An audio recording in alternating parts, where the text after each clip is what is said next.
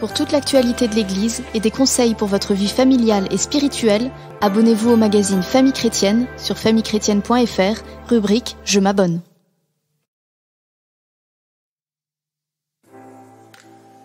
Un beau jour, leur vie a changé du tout au tout. Eux, ce sont des gens comme vous et moi qui menaient une vie tranquille, tracée d'avance. Et puis, un beau jour, un grain de sable, un gros pavé, un flot de grâce ou une prise de conscience soudaine a fait dérailler le TGV de leur vie et les a projetés dans un paysage inconnu.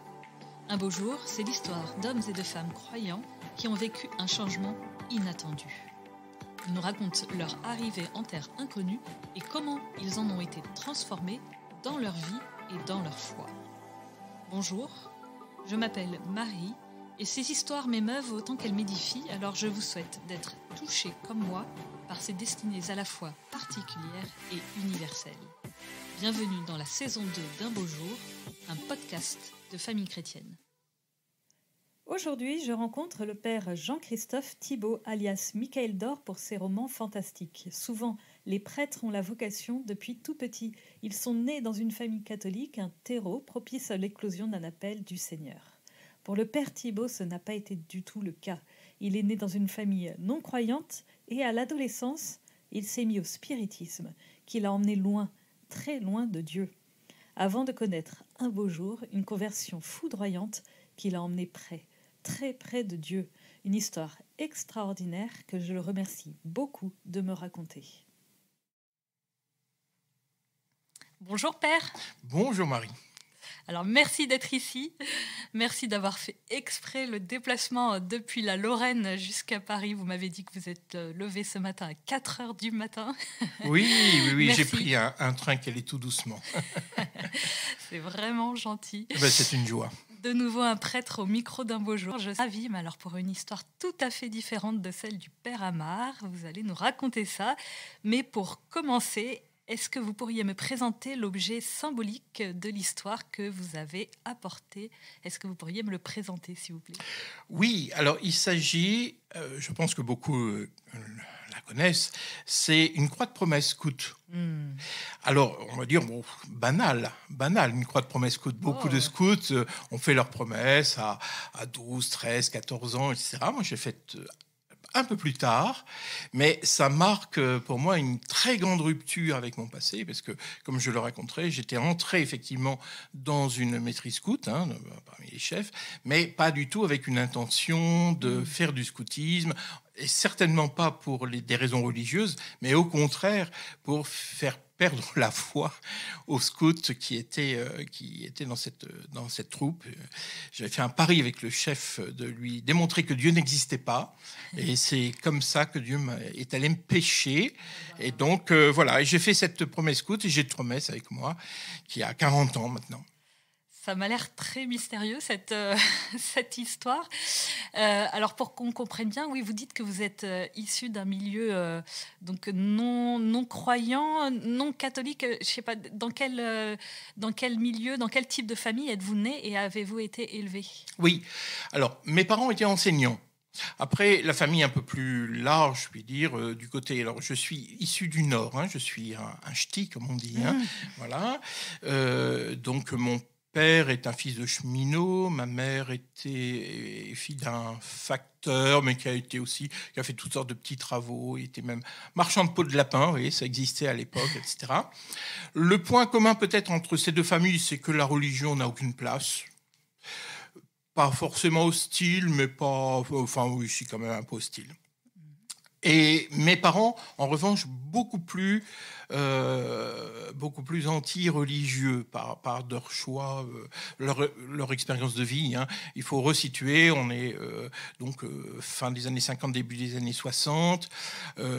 Donc ils étaient très, très marqués. Enfin, mon père était très marqué par le marxisme, le marxisme-léniniste. Il était communiste, sans avoir jamais adhéré au Parti communiste. Il fallait payer une cotisation, ça lui plaisait pas beaucoup. mais voilà, très marqué par le marxisme-léninisme. Ma mère, je pense que c'était un peu dans la suite. Elle était artiste, donc voilà, dans l'art contemporain. Bon.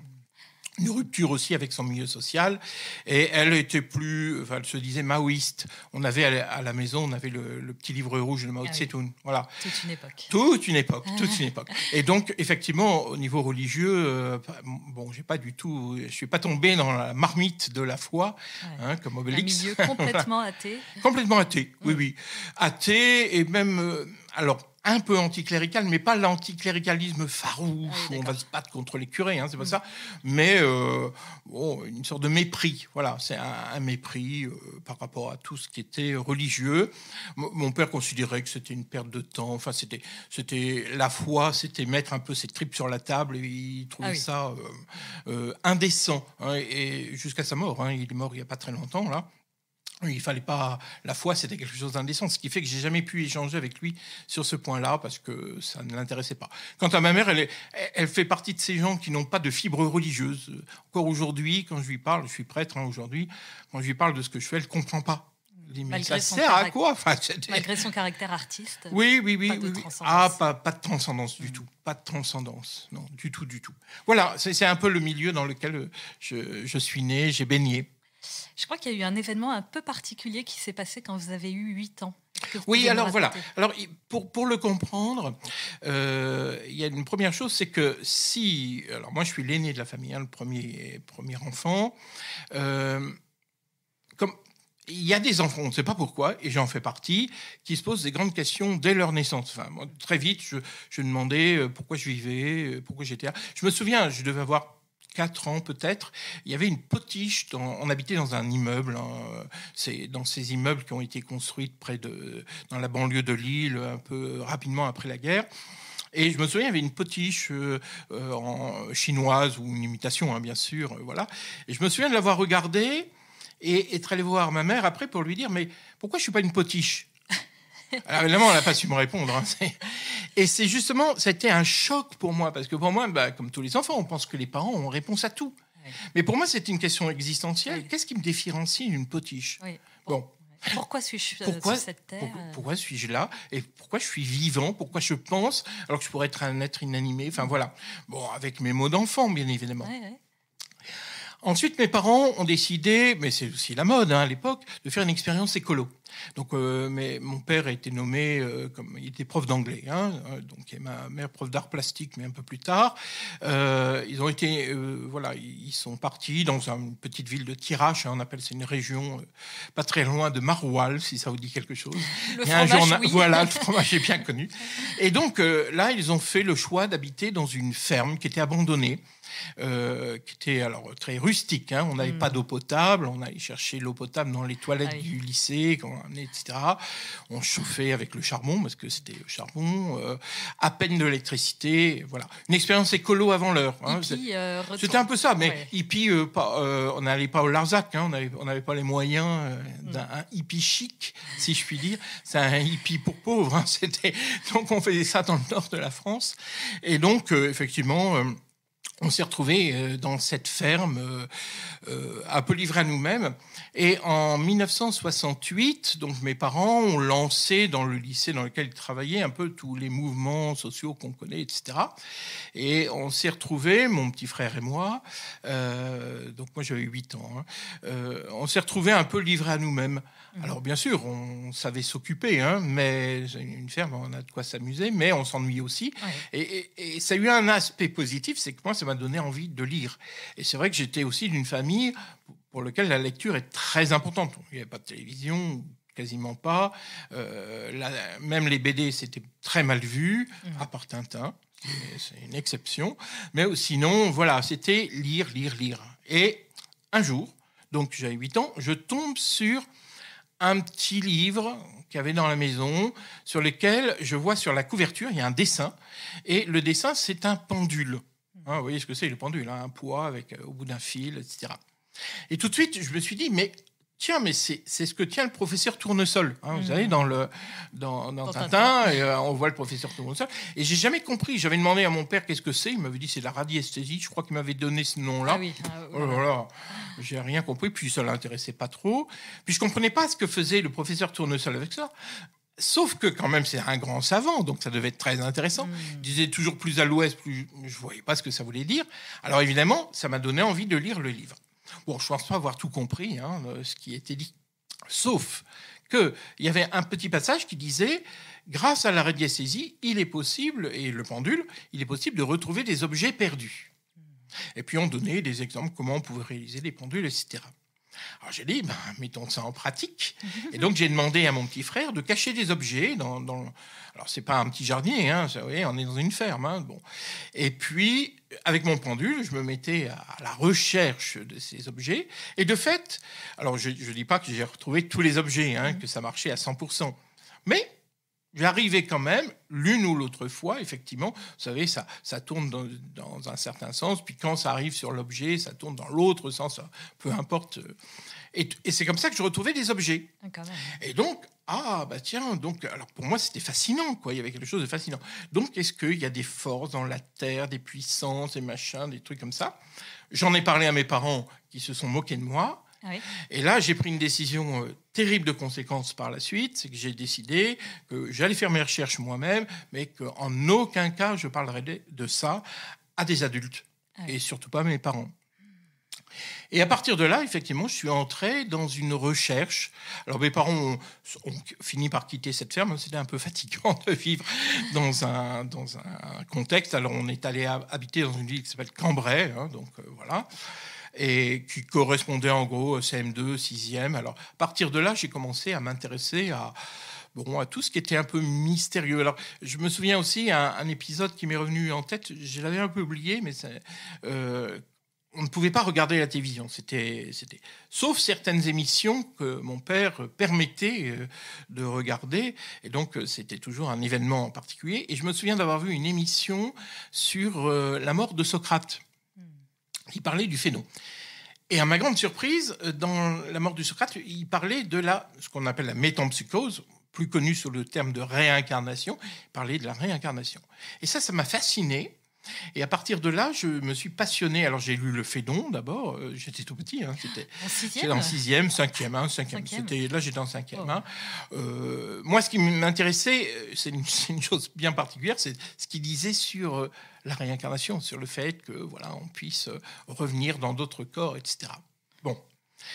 Et là où ça a vraiment basculé après dans mon histoire, c'est quand j'avais 13 ans, en 4e, où j'avais lu un livre sur un psychothérapeute américain qui faisait des expériences par l'hypnose de régression dans le temps, voilà, et pour une de ses patientes, voulant remonter le plus proche possible de sa naissance, pour y trouver certains traumatismes.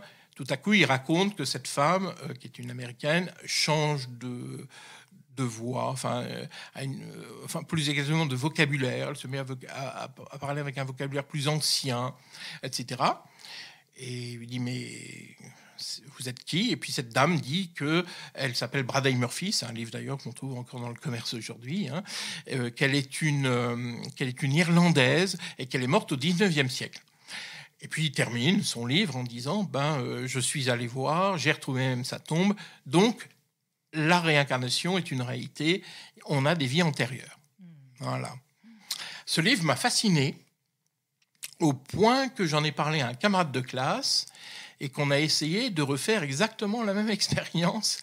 Parce que moi, j'étais à la recherche, justement, est-ce qu'on a des vies antérieures, quoi. Bon.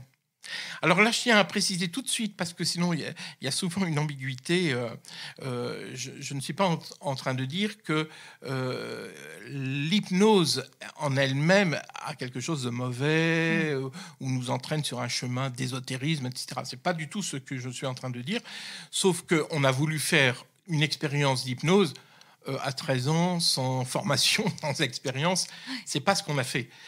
Et donc là, en réalité, on a fait, je l'ai compris par la suite, il faut mettre un autre mot, on a fait du spiritisme sans le savoir. C'est-à-dire, alors voilà, je vais expliquer de manière un peu concrète ce qui s'est passé. Donc on faisait en cachette des parents, on était externes, donc nous-mêmes, donc on sortait de on sortait donc de cours quand on habitait tout près du lycée. On était presque voisins, ce camarade de classe. Et en cachette, on allait essayer de reproduire. Alors, dans le livre, on nous expliquait qu'il fallait utiliser une bougie, etc. Faire des exercices de respiration pour soi-disant entrer en état d'hypnose, etc. Au début, ça ne marchait pas très bien, il faut bien le dire. Bon, on n'est pas arrivé à grand-chose. Avec moi, ce n'était pas très bon, mais mon camarade de classe était plus sensible. Il était hypersensible, en réalité, c'est un hypersensible. Et voilà qu'un jour, en faisant cette expérience, il se met à changer de voix, à parler avec une voix adulte, etc. Alors, on enregistrait tout, c'était comme ça dans le livre, alors on faisait exactement comme dans le livre. Et donc, moi, au départ, je me suis dit, mais il se moque de moi.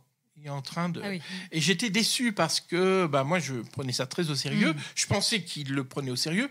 Puis là, bon, donc vous savez, il y a tout un processus, soi-disant, pour éveiller. Je compte de 10 à 1, puis il se réveille, etc. Et de fait, il se souvenait de certaines parties de ce qu'on faisait, mais pas de tout. Et je lui ai dit, c'est ridicule finalement d'essayer de me faire peur. Tu sais, j'ai pas eu peur du tout. Ça a pas. Tu as essayé de me faire peur, mais ça n'a pas marché. Alors il comprenait pas. Alors j'ai remis la bande. Et puis effectivement, au moment où il entend sa voix, alors il faut imaginer 13 ans, on n'a pas encore muet, hein. Il sent sa voix qui a changé, puis en disant voilà, je suis un guide. Hein, c'était le premier. Je suis un guide. Je n'avais pas très bien compris ce qu'il voulait dire par là. Je vois, il se met à blêmir, à trembler, et puis dire on arrête là, on a peut-être touché un esprit. Moi, ça me fout la trouille et tout ça.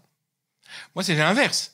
Moi, j'ai enfin, c'était plus longtemps que je voulais ça. Ma curiosité était piquée au vif, etc. Donc, on a refait, je l'ai conseillé. Et puis, de fait, assez vite, au bout d'un certain temps, il y a eu, finalement, il a servi de médium. En réalité, on faisait du médiumnité, quoi. Hein. Donc lui avait cette sensibilité et finalement j'ai découvert par la suite, mais bien par la suite, que finalement c'était une expérience de type spirit, ce qu'on appelle le spiritisme, communication, non pas avec les morts, hein, ça je pense que c'est pas du tout avec les âmes des morts, mais on touche. Alors quoi, des esprits, tout ça, pour moi aujourd'hui, je pense que c'est le monde invisible et c'est pas le meilleur du monde invisible. On ne touche pas des anges, mais plutôt des démons. Et à partir de là, à partir de cette expérience, on est allé très très loin et donc il y a eu 2 entités de démons, il faut être clair, hein, qui ont communiqué avec nous. Alors ça va durer très longtemps parce que on va entrer dans un processus là de formation, d'initiation via le spiritisme qui va nous mener à la magie noire, enfin à des choses pas très ragoûtantes si je puis dire, jusqu'à 2 ans après le bac à peu près. Mais comment vous vivez ça? Est-ce que vous vous rendez compte de un peu de la tyrannie des esprits? Parce que je crois que peu à peu, ils vous demandent des choses, etc., à accomplir. Ou est-ce que vous êtes plutôt flatté? Vous croyez les esprits quand ils vous disent que vous êtes un être élu avec votre camarade? Vous voyez, vous avez mis le doigt sur... au départ, on est fasciné. Et... rencontrant aujourd'hui beaucoup de gens qui sont tentés par tout ce qui est l'ésotérisme, la magie, etc. Au départ, c'est une séduction.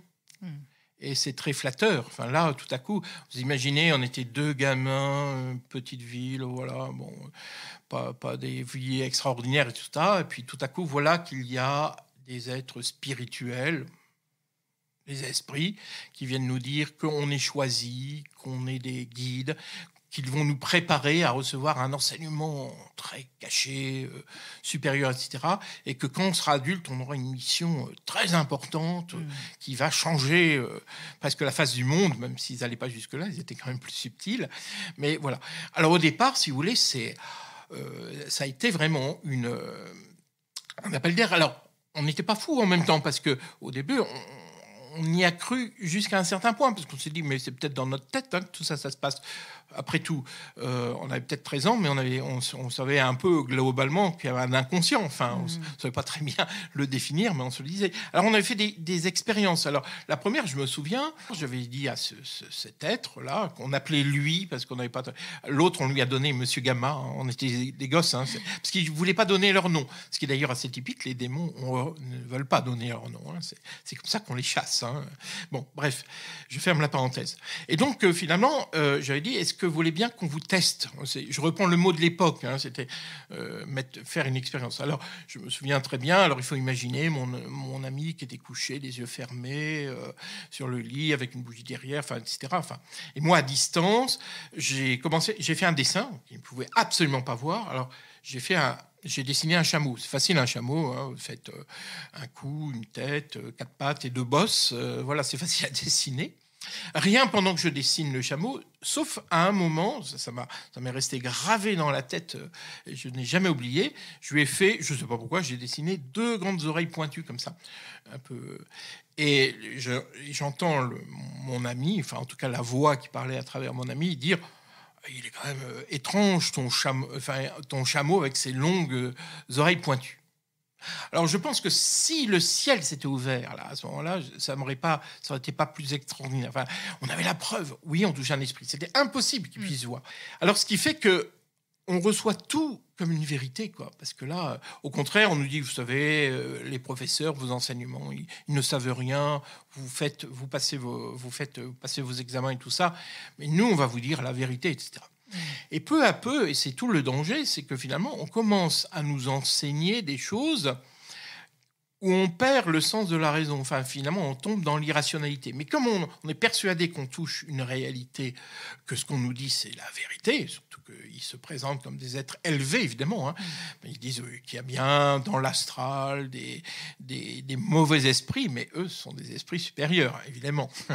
Et donc, on commence à croire n'importe quoi. Je me souviens, on croyait que la Terre était creuse, qu'elle était habitée par des géants, qu'on était d'origine extraterrestre, plein de choses. On n'était pas plus idiots que les autres, hein, mais simplement, quand on commence à lâcher sa raison par séduction, par fascination, finalement, il nous entraînait dans l'irrationnel, quoi. Et on tombe et on finit par devenir irrationnel. Et puis, vous avez employé un autre mot, c'est le mot tyrannique. Alors ça, c'est très... Là, je l'ai constaté chez beaucoup de personnes qui s'adonnent à ce genre de choses, qui font de la médiumnité, qui communiquent, etc. C'est que, en réalité, il y a toujours... le grand but, c'est le but de la magie aussi, hein, c'est d'obtenir des dons, des puissances, des pouvoirs. Mais pour obtenir ces pouvoirs, il y a un obstacle, c'est le corps. Le corps est mauvais. Le corps et il faut donc détruire plus ou moins le corps, ou en tout cas le mépriser, parce que c'est un peu l'idée de Plotin, vous voyez, que l'être humain est une étincelle divine qui est tombée dans une gangue de boue. Hein, c'est la pensée du néoplatonisme aussi, vous voyez, un petit peu toute cette pensée du corps négatif, hein, qui est une pensée aussi qui remonte loin. Hein. Et donc, il faut mépriser le corps. Alors, pour que l'esprit soit, finalement, domine la matière, eh bien, il faut mépriser le corps. Alors, on nous donnait des petits exercices du style marcher avec des punaises dans nos chaussures pendant toute la journée, etc. Donc, on a les pieds en sang, on avait mal, etc. Mais il fallait mépriser la douleur parce que c'était comme ça qu'on allait élever nos esprits pour obtenir des dons. Autant vous dire qu'on n'a pas obtenu grand-chose, à part de 3 petites choses qui étaient, à mon avis, de l'ordre du préternaturel, des choses. Mais finalement, ça a été plus quelque chose de décevant, parce que finalement, on n'arrivait jamais à obtenir ce que l'on espérait atteindre. Et finalement, il nous donnait des exercices, et de plus en plus, il fallait jeûner, il fallait faire telle chose, il fallait éviter de marcher sur des lignes soi-disant de force. Alors, dès qu'on marchait, il fallait toujours étudier. C'était insupportable. Et on finissait par vivre dans un monde tyrannique. Et c'est allé très loin, parce que même lorsqu'on est arrivé en terminale, le choix de nos études supérieures n'ont pas été nos choix personnels. C'était les esprits, c'est les esprits qui nous disaient... Alors moi, j'ai fait de la psychologie. Alors, c'est eux qui vous l'ont dit oui. Vous ferez psychologie. Voilà. Et vous avez obéi. Et j'ai obéi. Et l'autre, c'était de la médecine. Maintenant, il est devenu architecte, parce que c'était ça son... C'est-à-dire que jamais on n'aurait obéi comme ça à nos parents, ou ni à qui que ce soit. Mais là, on obéissait au doigt et à l'œil à tous ces esprits, quoi. Et vous vous rendiez pas compte de cette privation de liberté? Eh bien non. Non, parce qu'il y avait toujours une sorte de promesse promesse derrière, qu'il fallait passer par là, qu'on en bavait, mais après, quelle récompense on allait avoir, etc. Et il a fallu beaucoup de temps pour que les écailles tombent des yeux, quoi. Et je crois que c'est en plus aller très loin parce que vous êtes allé jusqu'à profaner une église. Alors voilà, c'est là où c'est allé presque jusqu'à une forme de satanisme, parce qu'effectivement, une fois, on nous avait envoyé, alors, en faisant du stop, on avait 17 ans, un jour, nos parents n'y étaient pas là, dans une ville du Sud, une petite ville du Sud. On ne savait pas pourquoi on partait. On nous avait dit... Alors, il y avait, d'un point de vue un peu technique, il y en avait toujours un qui était sous emprise, on va dire, c'est les mots que j'emploierai aujourd'hui, puis l'autre qui restait en état normal. Et donc c'était l'un ou l'autre. Donc, il nous disait, à travers les voix, ce qu'il fallait faire. Puis voilà qu'un jour, on entre dans une... Je ne sais pas si c'est une église de quartier ou si c'est une chapelle. Enfin, toujours est-il qu'on est entré. Moi, j'étais quasiment jamais entré dans une église, sauf, vous savez, comme on ouvre une porte, on regarde et on referme, quoi.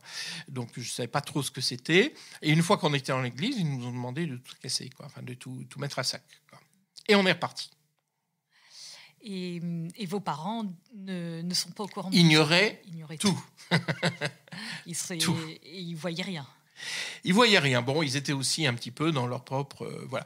Ils prenaient quand même... Il y a eu un moment, je n'en parle pas beaucoup, mais les professeurs en particulier, les enseignants, me trouvaient bizarre. Je suis passé par un pédopsychiatre, des choses comme ça, qui n'a rien de trouvé de particulier, sauf une chose, c'est qu'il m'a proposé de faire du scoutisme. Alors, je suis entré dans le scoutisme, ce qui m'a permis après de me réintégrer le scoutisme, mais j'étais un scout... plus que mauvais, enfin, ça ne m'intéressait pas. Je faisais ça par obéissance à un pédopsychiatre, parce qu'il disait il faut qu'il ait des contacts avec des jeunes de son âge et tout ça, parce que j'étais enfermé dans une sorte de bulle. Hein. Ouais. Mais là, c'était quand j'étais plus jeune, quand je devais avoir 12 ans à peu près. Quoi. Donc, en parlant de scoutisme, justement, racontez-nous ce qui vous arrive à 18 ou 19 ans. Oui, 19 ans. 19-20 ans. Oui, et c'est un peu la fin de cette période un peu lamentable, on va dire, parce que on était très dangereuse et très, très angoissante aussi. Hein. Bon, alors il se trouve que j'étais aussi entré, donc j'ai fait une fac de psycho, hein, et ils m'ont demandé d'entrer dans un groupe politique à l'époque qui était assez actif sur le campus universitaire, qui était la Ligue communiste révolutionnaire. L'idée, alors il faut bien comprendre, le projet de ce groupe politique de l'époque, qui n'existe plus aujourd'hui, en tout cas plus sous cette forme, c'était la révolution permanente. Il fallait révolutionner la société. Ce qui correspondait bien à la pensée des esprits, parce que nous préparions une révolution, si on peut dire, mais d'ordre entre guillemets spirituel. Donc il nous parlait qu'on allait changer d'une ère astrologique, on allait passer de l'ère du poisson, qui est d'ailleurs qu'ils associent au christianisme, qui était une sous-religion, une religion décadente, pour passer à l'ère du Verseau, qui allait être une ère spirituelle. Voilà. Bon. Et on devait préparer cette nouvelle ère. Et donc, la déstabilisation de la société, même politique, faisait partie de ce processus. Et donc, c'était pour ça que j'étais entré dans la Ligue. Alors, le plus clair de notre temps, ça consistait à aller empêcher les cours. Hein. Il y avait des cours, on allait dans l'amphi, on empêchait le cours de se donner. On voyait le prof qui, il partait, il prenait ses affaires, ça ne semblait pas le traumatiser plus que ça. Les élèves semblaient assez ravis. Donc moi, je vais dire à mes camarades de ligue, je dis, mais ça sert à rien ce truc-là. Il faut aller plus loin. Prenons les armes. Et quand j'ai dit ça, alors évidemment, ils étaient là, ils se sont méfiés, ils ont fini par me mettre dehors pour extrémisme, hein, donc c'est déjà un groupe extrémiste, parce qu'ils me trouvaient trop violent.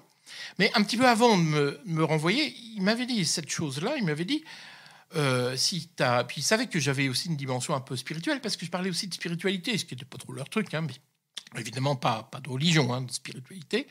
Il m'avait dit, mais...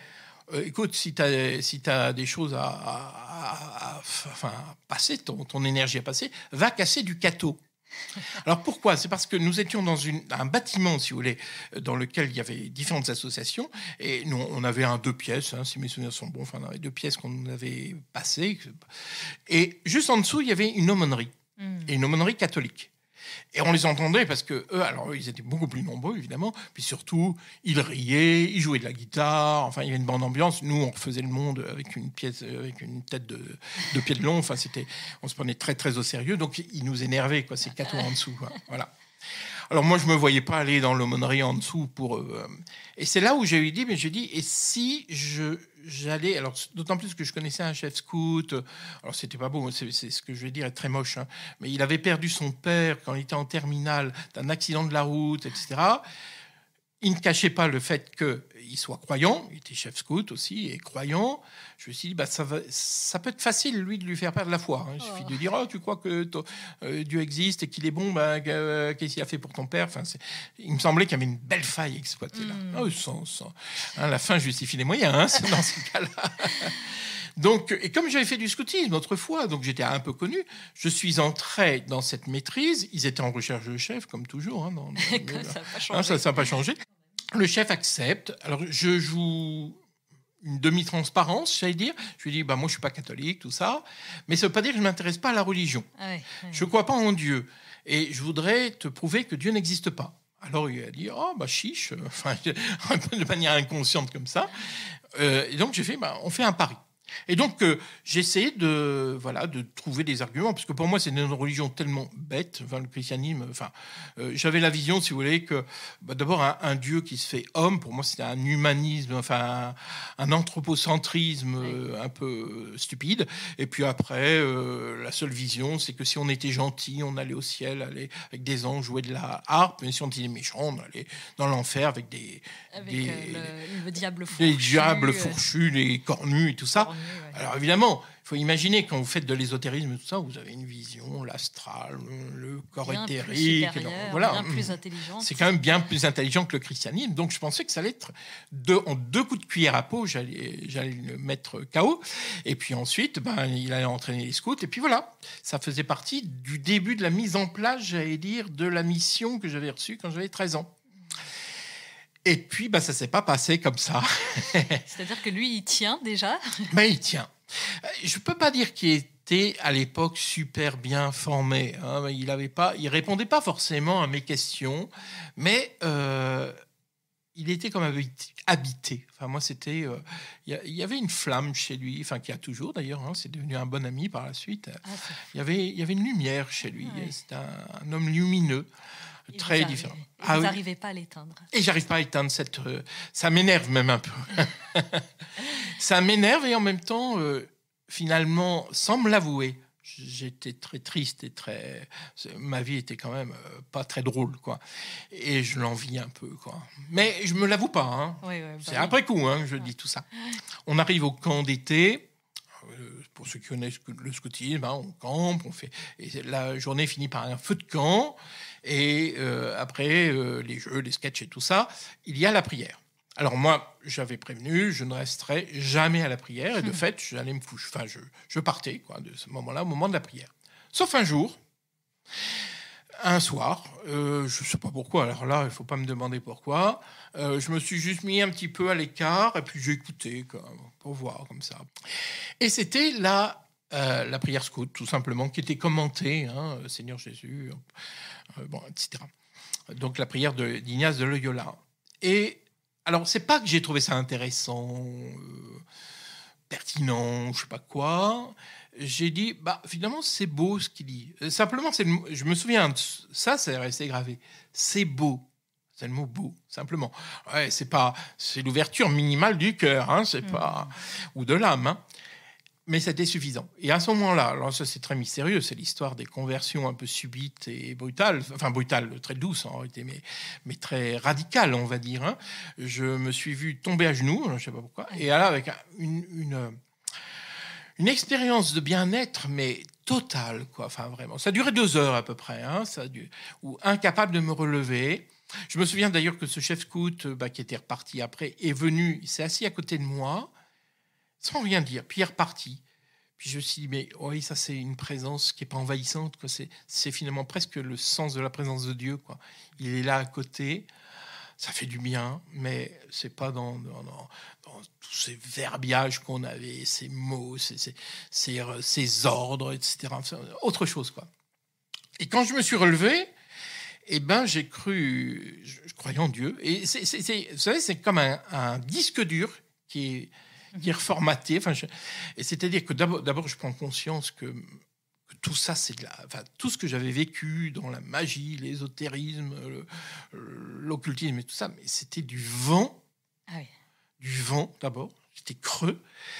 Mais pire que ça, que c'était le mal, quoi. Enfin, je découvre d'un coup la notion de mal. Enfin, que ça a cassé une partie de ma vie. Et je sens encore, c'est intuitif encore, mais qu'avec Dieu, ça va être très différent. Et je sens que là, il y a de l'amour. Je l'ai senti. Corporellement, hein, et dans le cœur, etc. C'est des expériences qu'on ne fait pas souvent, hein, les expériences sensibles. Mais là, je l'ai senti. Hein.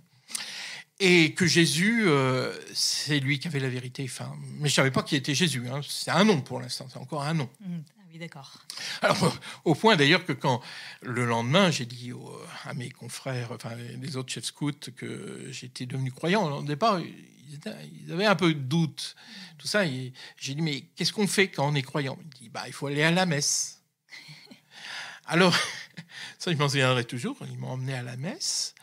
Alors, je me souviens, je me suis caché derrière un pilier, voilà.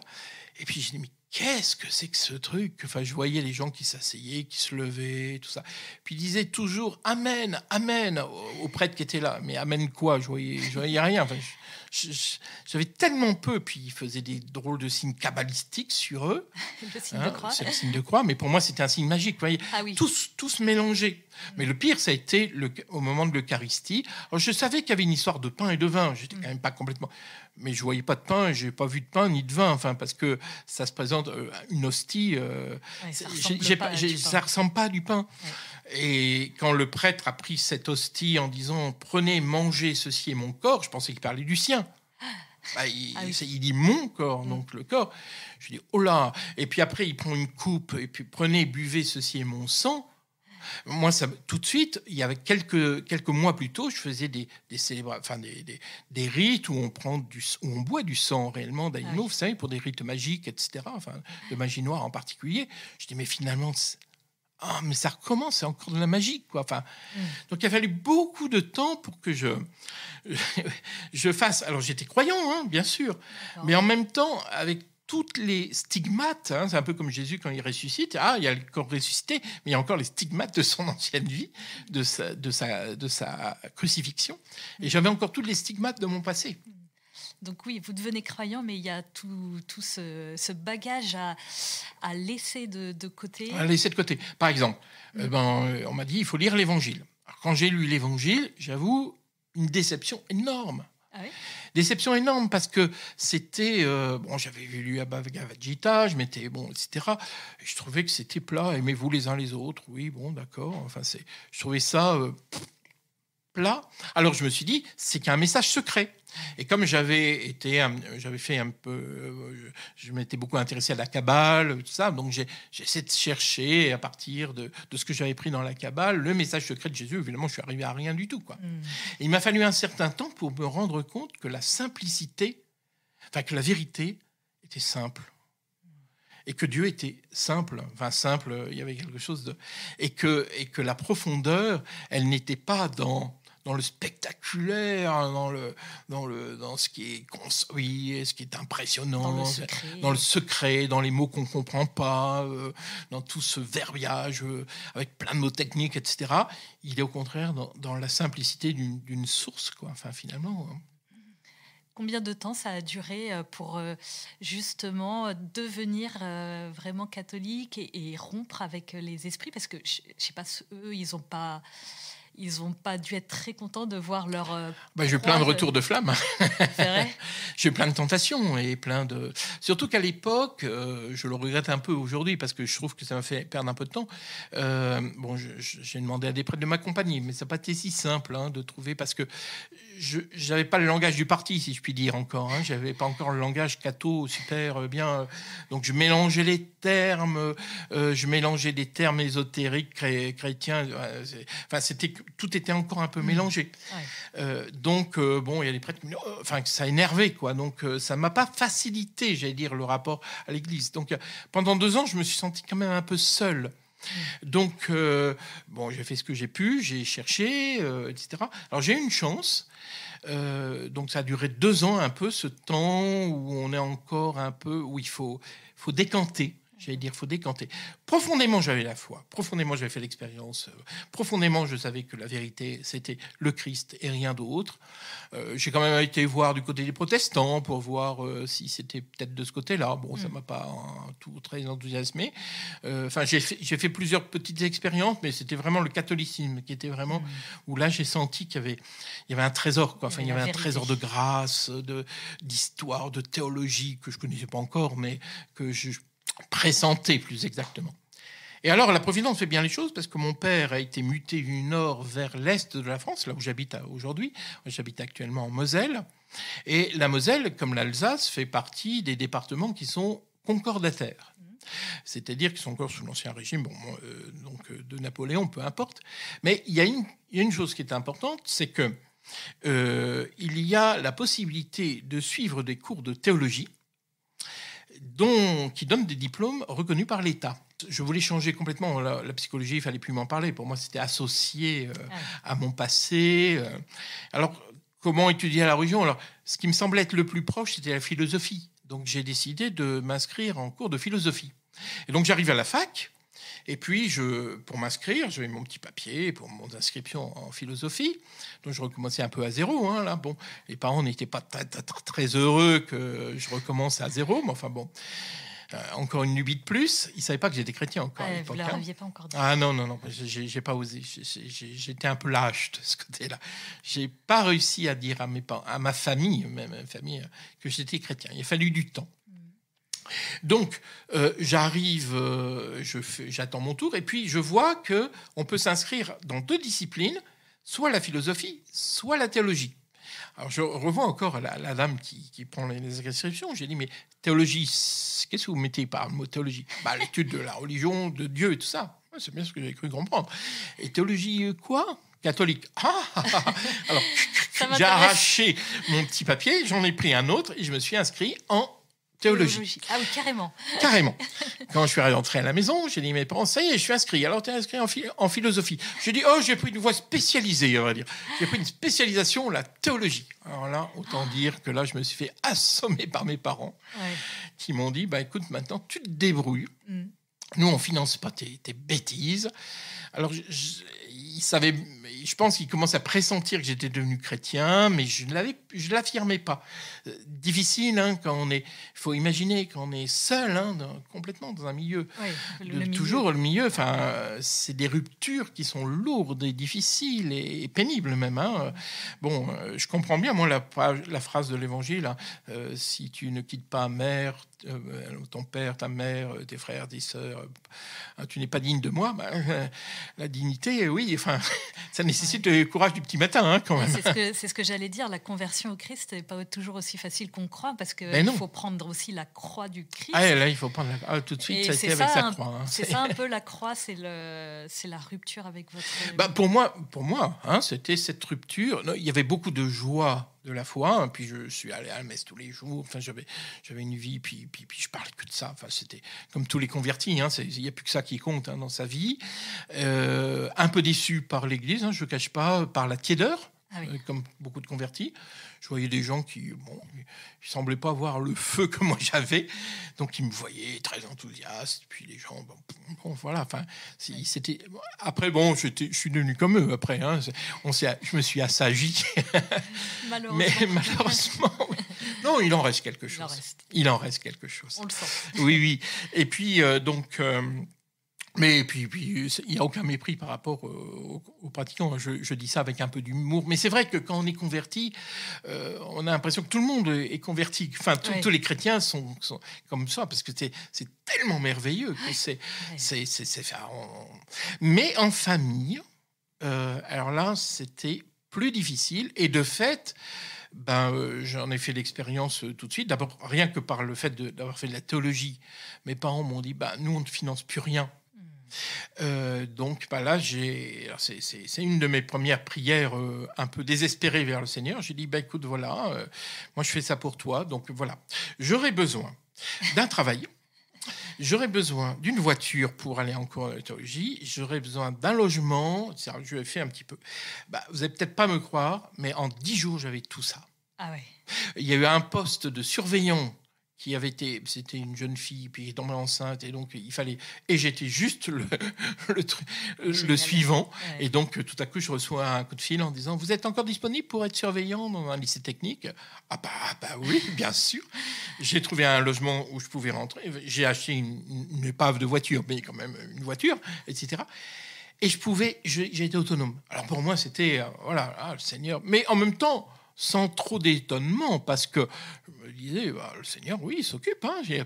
Pour moi, il était devenu tellement concret que, même encore aujourd'hui, quand il y a des gens qui disent qu'ils ne voient pas le Seigneur à l'œuvre, pour moi, même encore aujourd'hui, 40 ans après, j'ai du mal à comprendre ça. Parce que pour moi, quoi ? Comprendre que on ne le voit pas, qu'il est un peu abstrait, qu'on ne le voit pas à l'œuvre dans les choses même de la vie quotidienne, de notre vie concrète. Sa providence agit. Sa providence agit, quoi. Moi, je l'ai vu dès le premier jour, quoi. Après, avec des longues périodes de traversée du désert, où il se laisse chercher, évidemment. Évidemment, c'est pas aussi. On n'a pas des grâces sensibles tous les 4 matins, et heureusement d'ailleurs, parce qu'on prendrait une mauvaise habitude après. Que la foi, ça se travaille, et puis que c'est aussi une confiance, une espérance qu'on garde. Bon, après, j'ai fait l'expérience de tout à chacun, si je puis dire. Et donc, ce qui est incroyable, c'est que vous faites ces études de théologie, oui.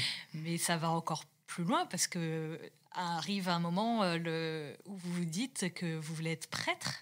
Oui, alors ça, je m'y attendais pas trop. C'est vrai ? Non. D'abord parce que je suis franc à ce micro, je dis des choses. Mes premières expériences des prêtres n'a pas été très bonne. Parce que je le vois bien, parce que étant prêtre maintenant, je vois bien comment nous fonctionnons parfois. On n'a pas toujours autant de disponibilité qu'il faudrait.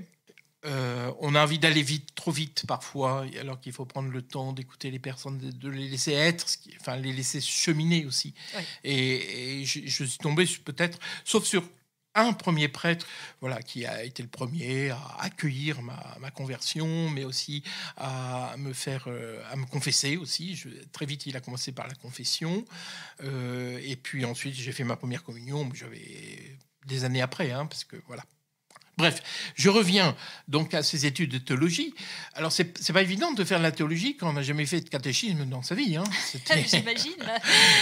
Mais je suis tombé là sur des hommes des hommes et des femmes. Il y avait des êtres remarquables, parce que autant ceux qui étaient avec moi, qui suivaient les cours, ils me regardaient un peu de manière, je posais des questions tellement bêtes mais ils ont compris que j'étais un converti, et ils m'ont vraiment bien accompagné. Et puis moi, j'étais tellement une terre assoiffée que je buvais tout ce qu'ils disaient, quoi. Même si je comprenais pas toujours. Je me souviens, un des termes, on nous parlait, le premier cours de théologie, on nous parlait de l'économie du salut. Bon, l'économie. Alors, je vais dire, mais quel est le rapport avec l'économie ? Je vois pas où l'argent entre. Alors, évidemment, ça, tout le monde rit. Et donc, je me suis passionné. Et c'est là où il y avait aussi, je suivais des cours avec des séminaristes. Et ça m'a donné, effectivement, il y a un moment, j'ai senti un appel. Alors, c'était un peu partagé malgré tout, parce que devenir prêtre, même en famille, il fallait faire passer la pilule. Moi, je me souviens, quand j'étais petit, j'avais mon grand-père maternel, qui disait toujours, lui, c'était un homme très concret, qui travaillait de ses mains et tout ça. Moi, j'ai jamais été très manuel dans ma vie, j'aimais bien lire et tout ça. Alors, il disait toujours à mes parents, mais devant moi, évidemment, Jean-Christophe, moi, donc il est tellement feignant qu'il deviendra curé. Et donc, quand je suis devenu, il a cru que c'était de sa faute que je le prenais, que je l'avais pris au pied de la lettre, que je dis, oui, comme je suis feignant, il ne me reste plus qu'à devenir curé. Mais il a cru, il a vraiment cru. Incroyable. Donc, vous voyez un peu l'ambiance à la maison, entre un père assez anticlérical, une mère qui n'en a rien à faire, et puis des grands-parents plutôt hostiles. Donc, vous leur avez dit quand que vous étiez chrétien ? Que j'étais devenu chrétien le jour où j'ai décidé d'entrer au séminaire. Ouais, donc vous leur avez annoncé en même temps que vous étiez chrétien et que vous entriez. Ça a dû être... C'était chaud. Ma mère s'est mise à pleurer en disant, mais qu'est-ce que c'est que ça? Mon père a dit, mais t'es complètement fou. Vraiment, mais t'étais un fils, mais t'es un raté, quoi. Enfin, Super dur. C'était très difficile. Très difficile. Puis surtout, ils m'ont dit que de toute façon, je ne viendrais pas. Si je tenais 6 mois, ça allait être le bout du monde dans un séminaire. En me disant, mais attends, mais regarde-toi, mais tu sais pas prier. Ce qu'ils savaient pas, c'est que j'allais à la messe tous les jours et que je priais en réalité. Mais comme ils me voyaient pas prier, parce que devant eux, je portais une croix, je l'ai ici, que j'ai eu très vite, mais je l'ai toujours gardée en dessous de mon pull et tout ça, parce que c'était une croix c'était sur mon cœur, mais j'étais pas encore, j'avais pas le courage, c'est vrai, de l'afficher encore. Si, très vite j'ai repris le scoutisme et tout ça, enfin avec les gens croyants, bien sûr, je l'affichais, mais je rentrais à la maison, pop, je le mettais sous le pull. Et puis donc ils voyaient rien. Ouais. Et ils l'ont accepté ou Très mal. Alors, pour dire, le jour de mon ordination, ma mère est venue me voir en me suppliant de ne pas aller à la cathédrale.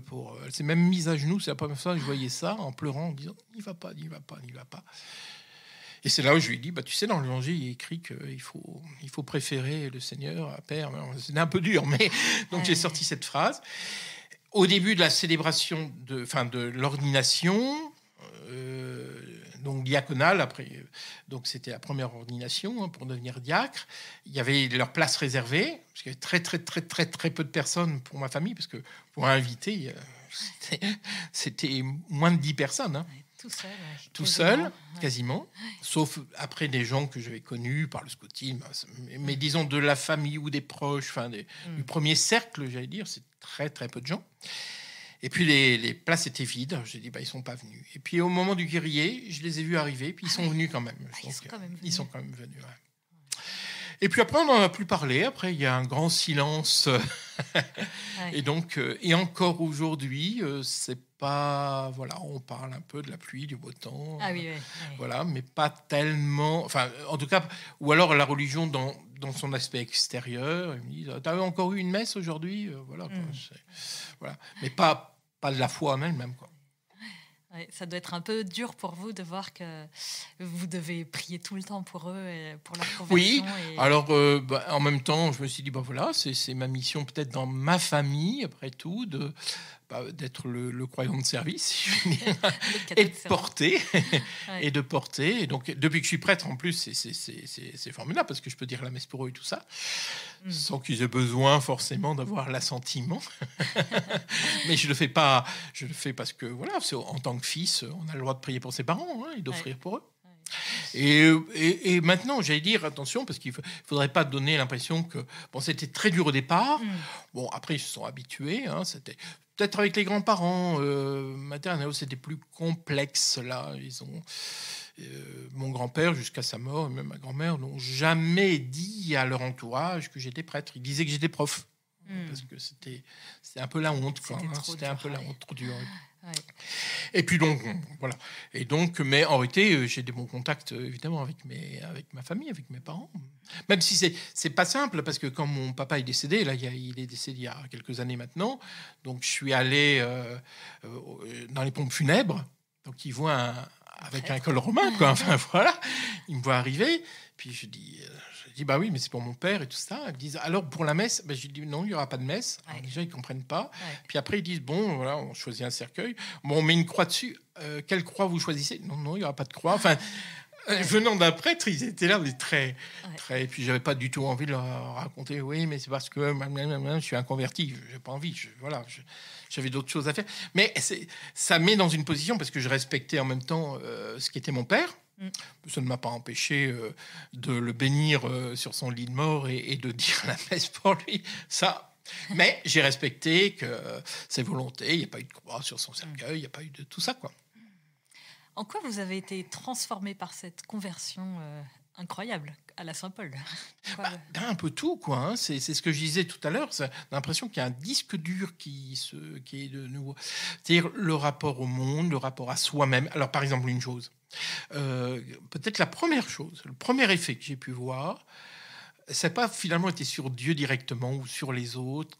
l'amour des autres et tout ça, mais l'amour de soi-même. Parce que par l'ésotérisme, la magie, tout ça, comme le but c'est d'obtenir des résultats et tout ça, on arrive forcément à des déceptions.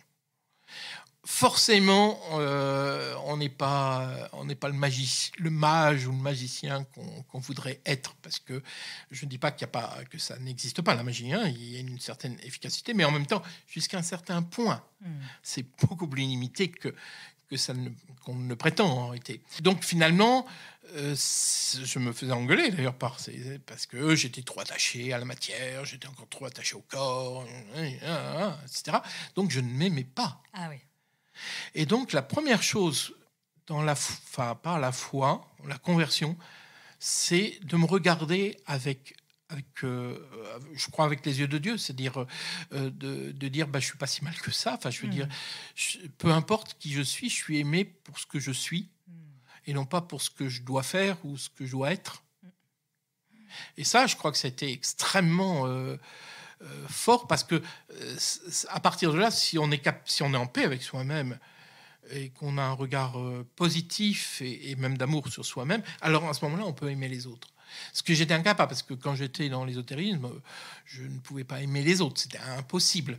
Pour moi, c'était des gens qui n'avaient aucune, ils n'avaient aucune connaissance, ils s'intéressaient. Alors surtout, moi j'étais dans des écoles de garçons, parce que dans le public à l'époque où j'étais, il y avait des mecs, on était entre mecs, alors ils s'intéressaient au foot, aux filles, machin, donc tout ce que moi je regardais de haut, de très haut, quoi. Donc pour moi c'était des petits cons, enfin excusez-moi l'expression, des crétins, quoi. Et donc forcément ça favorise pas les amitiés. Et donc on est très vite seul, très très seul dans notre tour d'ivoire là. Et aujourd'hui, donc vous aidez à votre tour des personnes qui sont tourmentées à des degrés divers par des esprits, avec un ministère de délivrance. Je précise que vous n'êtes pas le prêtre exorciste de votre diocèse. Non. Alors avec cette tâche que vous avez aujourd'hui, le recul, est-ce qu'il fallait que vous perdiez en quelque sorte, puis que vous fassiez cette expérience du salut pour qu'à votre tour vous soyez en mesure d'aider des personnes dans le même cas? Quel regard vous portez sur ce parcours? Alors, peut-être deux choses. La première, c'est que je ne conseille à personne de passer par ces chemins-là pour trouver le Seigneur. Je veux dire, si j'avais pu aller directement à Dieu, ça m'aurait évité de perdre 12 bonnes années de ma vie à faire des choses dont... Vous savez, pendant très longtemps, je ne voulais pas en parler. Je n'en parlais pas de cette période-là. Trop de blessures et trop... Voilà. Si j'en ai reparlé, c'est parce qu'au moment d'entrer au séminaire, je suis allé voir l'évêque, monsieur l'évêque, j'étais un peu impressionné. Donc on m'a dit, oui, pour entrer au séminaire, il faut rencontrer son évêque. Et donc il m'avait dit, très gentiment, avec le grand sourire, présente-toi, dis-moi un petit peu ton histoire. Et j'ai raconté, en gros, et peut-être avec d'autres détails, ce que je viens de raconter de mon histoire. Là, évidemment, je l'ai vu un peu blêmir.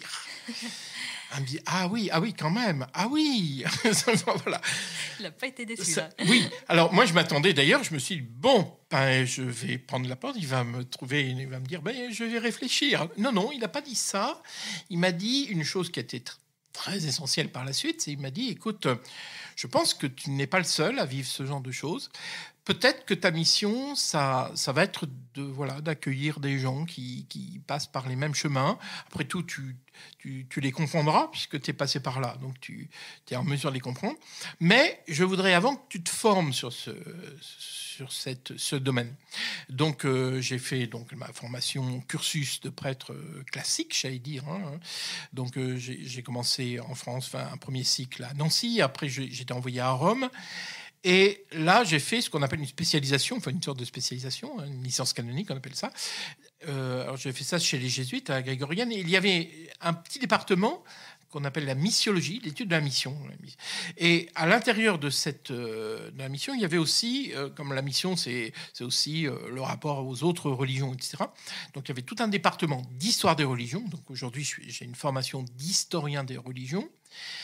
Et une sous-spécialité encore, qui était justement sur tout le domaine de la magie, de l'ésotérisme. C'était à la demande de Jean-Paul II, à l'époque, du pape Jean-Paul II, qui avait senti, on est dans les années 80, hein, fin des années 80, début des années 90, c'était le moment où il y avait encore beaucoup de sectes, de choses comme ça. Enfin, on commençait à parler et tout ça. Et donc, de refaire finalement tout le chemin que j'avais fait, le spiritisme, la magie, l'ésotérisme, etc., mais d'un point de vue plus intellectuel, en regardant toutes les racines historiques, philosophiques, théologiques, mais aussi psychiatriques, etc. Enfin, et donc, c'est très intéressant, et c'est la raison pour laquelle, quand je suis devenu prêtre, alors ça n'a jamais été un ministère, j'allais dire, mis sur le papier, hein, mais voilà. Mais tout de suite, j'ai commencé à accueillir des personnes qui sont... Voilà. Et c'est un petit peu par la suite que, finalement, quand on a touché au monde des esprits, donc au monde des démons, hein, forcément, on a aussi quelques petites... j'allais dire quelques petites traces en soi de des présences démoniaques, etc. Et c'est comme ça que j'ai découvert le ministère de la délivrance. Moi, je pensais que c'était réservé aux exorcistes, mais pas du tout. Tout prêtre ou diacre, éventuellement laïc s'il a un mandat, peut faire une prière de délivrance où il s'agit de prier comme on prie pour un malade, on prie pour quelqu'un qui a un combat spirituel, hein, c'est au même titre. Voilà. Les cas les plus graves, c'est l'exorciste. Hein. Quel conseil justement donneriez-vous à quelqu'un qui se trouve... Soit quelqu'un qui se trouve tenté de jouer avec le feu, entre guillemets, avec les esprits, soit quelqu'un qui est déjà tombé dedans, entre guillemets, qui voudrait s'en sortir? Le premier cas de figure, effectivement, une personne qui est tentée. Alors, c'est essentiellement des jeunes, hein, souvent, et beaucoup le spiritisme. Je vais très, très souvent, je suis très souvent invité dans des lycées-collèges où je fais du témoignage. Témoignage, prévention. Je raconte mon histoire, hein, pas forcément avec tous les détails que j'ai donnés, mais j'insiste un peu sur le spiritisme, j'explique ce que c'est, et je montre aussi tous les dégâts que ça fait. Puis je raconte pas simplement la mienne, mais aussi des jeunes de leur âge que j'ai connus et ce qu'ils ont vécu, etc. Donc je fais de la prévention pour des plus grands, plus adultes. Il y a aussi, il y a toujours un moment, surtout qu'aujourd'hui, là, les principes magiques peuvent se cacher sous des apparences parfois trompeuses. Par exemple, il y a certaines, je dis bien certaines, hein, thérapies alternatives ou méthodes de développement personnel, etc., dont les principes ne sont pas clairs du tout. Par exemple, vous avez un exemple concret ? Oui, j'en ai plein d'exemples, mais je dirais par exemple la sophrologie. Ah oui. Hein, moi, je mettrais vraiment en garde. Il faut regarder de plus près, j'allais dire. Hein. Et je trouve que ça vaut le coup de regarder qui l'a lancé, quelles sont les expériences qu'ils en ont faites, etc. Donc, il faut faire attention parce qu'effectivement, il peut y avoir des tentations aujourd'hui, surtout à notre époque, là, aujourd'hui, finalement, d'entrer dans un esprit magique sans même s'en rendre compte. Souvent, les gens, ils ont une vision, oui, la magie, je suis au-dessus de ça, etc. Mais ils ne se rendent pas compte que finalement, ils entrent dans certaines méthodes, ils utilisent des moyens, ou ils ont une pensée aussi, parfois, qui est inspirée des principes magiques. Alors, encore faut-il, ce qu'on ne va pas faire là maintenant, mais définir qu'est-ce que c'est que la magie, qu'est-ce qu'on appelle la magie, etc., etc. Donc, attention, je vous ai demandé de venir avec votre prière préférée. Quelle est-elle ? Je dirais, un peu naturellement, hein, on en a parlé tout à l'heure, disons celle qui a été la porte pour moi et que je récite encore régulièrement, c'est la prière scout, tout simplement. Hein. Donc la prière de Saint Ignace de Loyola. Même si après coup, je la trouve un petit peu, volontariste. Elle est moins aujourd'hui au centre. Je suis devenu plus providentialiste, je sais pas, enfin, de l'accueil de la grâce, même s'il y a la part, évidemment, de la volonté. Hein, je ne remets pas du tout en cause. Mais voilà, donc c'est la prière scout, et puis c'est plein d'autres prières aujourd'hui. Et est-ce que vous pouvez nous la dire, quand même, cette prière scout ? Certains ne la connaissent pas. Alors, je vais essayer parce que comme je la connais souvent et j'ai pas trop envie de chanter, voilà, la réciter comme ça. Seigneur Jésus, apprenez-nous à être généreux, à vous servir comme vous le méritez, à donner sans compter, à combattre sans souci des blessures, à travailler sans chercher le repos, à nous dépenser sans attendre d'autres récompenses que celle de savoir que nous faisons votre sainte volonté. Amen. Et ma toute dernière question, c'est si vous aviez le Seigneur Jésus là en face de vous à ce moment, qu'est-ce que vous lui diriez vis-à-vis de votre conversion, de votre chemin de vie ? Oh là là, je pense, et puis j'ai hâte, à vrai dire, de le rencontrer. Je lui demanderai d'ailleurs, parce que j'ai plein de questions à lui poser aussi. Plein de questions. Mais c'est vraiment une action de grâce. Enfin, c'est dire, oh là, merci. Ouf. Parce que je me suis dit, souvent, mais je suis sérieux en disant ça, hein, si j'étais resté, quand je vois déjà l'état de ma façon de voir les choses, la solitude dans laquelle je suis rentré, l'orgueil dans lequel je suis tombé, etc., je crois qu'aujourd'hui, je suis en hôpital psychiatrique, quoi. Vraiment. Ah oui. Moi, je crois qu'il m'a sauvé vraiment de... Ou alors d'une désespérance totale, un désespoir, peut-être même du suicide. Enfin, et je le dis vraiment avec force parce que c'est...